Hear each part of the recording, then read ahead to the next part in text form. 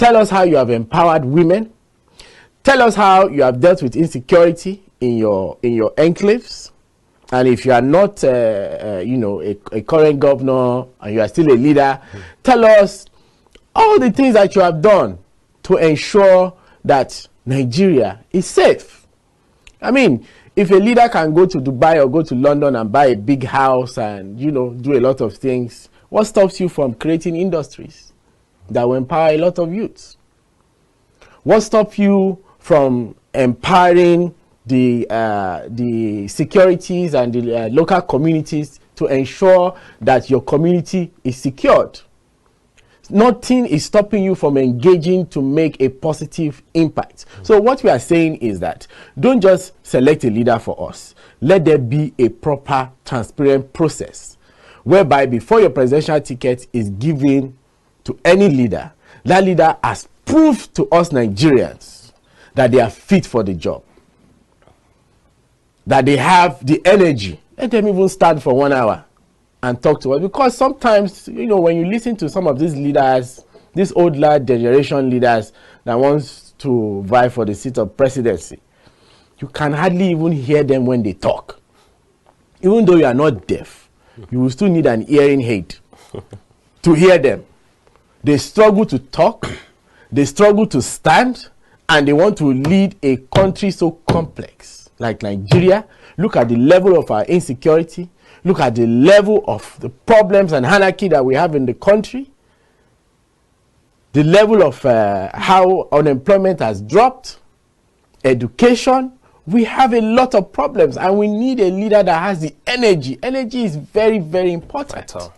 It's very vital when it comes to selecting our next leader. We also need somebody that understands the problem of our time. And what that means is that we need a youth of our time. We need to understand as youths, like whatever I'm doing towards the betterment of our nation and our generation, I'm not doing it to favor you. Okay. I'm doing it to favor my generation, my children, and the generation to come. Okay. That's one thing we need to understand. Let's not feel that if we talk about youth leadership, we are doing one particular person a favor. Let's take that mentality away, because this particular mentality has been affecting us as youths. Like I said, we don't like each other. When you see a youth doing well, you always find a way to bring that youth down. So we need to remove this mentality going into 2023. Okay. And we need to understand that if we are talking of youth leadership, we are talking of a youth that can handle the problem of our time.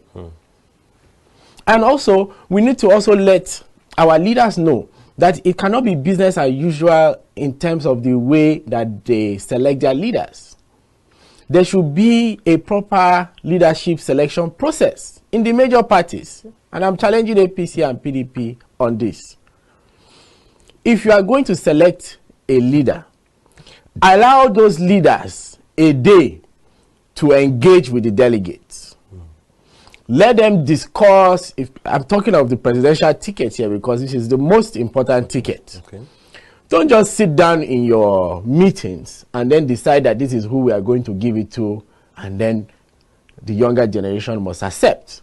First, we are saying include us in this selection process.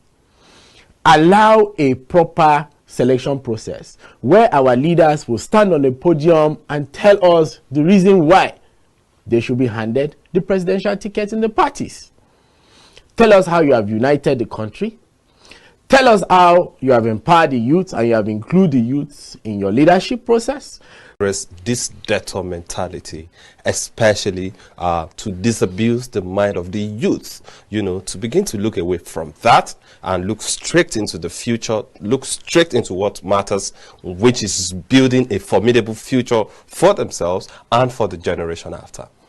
Our Nigerian youth need to remember that anytime they look in the mirror, whatever they see, right, is what they need to support. If you are looking in the mirror and you are seeing a young man, you need to support a young man. You need to support your own. Going into 2023, Nigerian youths have a date with destiny. I'm talking about the 40s generation, the 30s generation, and the 20s generation.